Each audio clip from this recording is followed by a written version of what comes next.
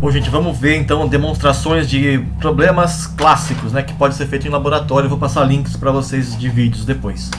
Bom, o primeiro é esse aqui. É uma pessoa sobre um banquinho que pode girar. Inicialmente o banquinho está parado, tá? E a pessoa segura uma roda, né, uma haste com uma roda na ponta, uma roda de bicicleta, por exemplo, né, girando com uma certa velocidade, causando um momento angular aqui na direção horizontal, tá? Essa é a condição inicial. Que tipo de momento angular é esse? É momento angular de spin, né? O sistema como um todo é o banquinho mais a pessoa, mais a haste, mais a roda. Só a roda gira, né? Então é momento angular de spin, né? Relativo ao centro de massa, tudo bem? A roda gira em relação a esse ponto aqui que é o centro de massa da roda, né? E supondo que a roda é bem mais pesada que a pessoa e o banquinho, né? É perto do centro de massa do sistema, tá bom? Então é um momento angular de spin, que pode ser alterado. A pessoa pode pegar a haste e colocar na vertical se ela quiser, né? É uma coisa que é possível de ser alterada. Então quando eu disse no vídeo anterior que o momento angular de spin pode ser alterado, tá aqui um exemplo, né? A roda está na horizontal, eu peguei todas as partículas que compõem a roda, ponho na vertical. Mudei o momento angular de spin para a vertical. Agora, como não existe torque na direção Z, né, o banquinho pode girar aqui sem nenhum atrito. Não existe torque na direção Z. Significa que na direção Z o momento angular precisa ser conservado. Tudo bem? O momento angular total, né? Mas tem o momento angular de spin ali.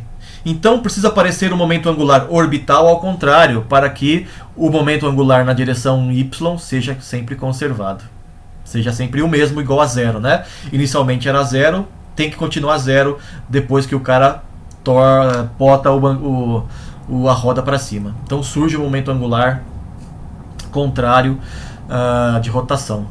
Tudo bem? E aí o banquinho começa a girar no sentido contrário ao da roda. Tá bom? Aqui está explicando tudo em palavras, né? Ou talvez um pouco melhor, ou talvez um pouco pior, eu não sei, né? Dizendo que na direção Y o momento total é zero, né? Como não existe torque na direção Y, então o momento angular na direção Y se conserva, né? E aí, portanto, o banquinho tem que girar no sentido contrário para fazer isso. Reparem que a conservação do momento angular, assim como de qualquer grandeza vetorial, é uma conservação vetorial, né? Ou seja, módulo, direção e sentido. Em outras palavras, todos os componentes do momento angular têm que ser conservados, né? Na direção x, y e z, né? Se não existe torque. Não existe torque na direção y, porque não tem atrito no banquinho. Então, quando o cara levanta a roda, o banquinho gira no sentido contrário, né? Veja que não tem conservação na direção x porque existe torque, né? O sujeito está lá fazendo uma força, né? E fez uma força para levantar a roda. A força foi no sentido horizontal, né? Que ele fez. Então, na direção horizontal não se conserva momento angular. Por isso que ele pode fazer isso, né? Tá? Só se conserva na direção y, onde não existe torque. Tá? Ficou claro? Eu espero que sim. Outro exemplo clássico desse mesmo tipo de problema, e dá para fazer em laboratório, é esse daqui. De novo tem uma pessoa sobre um banquinho, só que o banquinho ele tem uma certa velocidade de rotação inicial, tá? E a pessoa segura um peso em cada mão, um peso grande em cada mão, tá? E deixa os braços esticados, para que os pesos fiquem o mais longe possível do corpo dele, ou do centro do eixo de rotação, né? Depois de um certo instante, ele encolhe os braços, trazendo os pesos para perto do eixo de rotação. E aí, bom, a velocidade de rotação se altera. Vamos ver qual é a relação entre a velocidade de rotação e a distância dos pesos ao eixo, né? Bom, o momento angular total, né, é sempre o orbital mais spin. Nesse caso, né, não tem momento angular orbital porque o eixo de rotação, o centro de massa está sobre o eixo de rotação, né? Supondo que a pessoa seja simétrica, as massas sejam iguais, né? E os braços da pessoa tenham o mesmo comprimento. Então, o centro de massa está no eixo de rotação, que eu estou dotando como origem. Então, não tem momento angular orbital, é simplesmente momento angular de spin, né? Que é isso daqui, né? É o movimento relativo ao centro de massa, né? Posição da partícula em relação ao centro de massa vezes o momento em relação ao centro de massa. Quais são essas grandezas? Bom, eu tenho que fazer uma soma aqui de duas partículas, né? Duas massas m. Então eu tenho, para cada uma delas, é uma massa m, né? Vezes a velocidade da partícula aqui, né? Que é o momento, massa vezes velocidade. Qual a velocidade? É a frequência de rotação vezes a distância até o eixo de rotação. Isso a gente viu já em outras aulas, né? Velocidade de rotação é a frequência angular vezes a distância ao eixo, ômega vezes r, né? Então, se a distância é r1, aqui no primeiro caso, eu tenho a velocidade ômega r1, massa ômega r1 é o momento em relação ao centro de massa.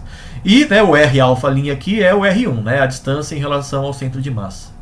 Tudo bem? E vezes 2 porque tem duas massas, né, uma de cada lado. Então, esse daqui é o momento angular, né, total ou de spin, já que o de orbital é zero, no primeiro caso, né, no caso em que a pessoa está com os braços esticados. Depois ela encolhe os braços, né, a distância das massas vai para r2 e a velocidade de rotação vai para ômega 2. A frequência vai para ômega 2, né? Agora, novamente, né, o torque externo na direção y é zero, né? O torque externo não existe. Portanto, o momento angular tem que se conservar, né? L1 tem que ser igual a L2, que tem que ser constante, né? Portanto, né, usando essas duas equações, ômega 1 R1 ao quadrado igual a ômega 2 R2 ao quadrado, né? Como está aqui. Então, se o R2 é menor que R1, então o ômega 2 tem que ser maior para manter a igualdade, né? Se aumenta o R2, tem que diminuir o R1. Se diminui o R2, tem que aumentar o ômega 2. Espero que eu tenha falado certo, né?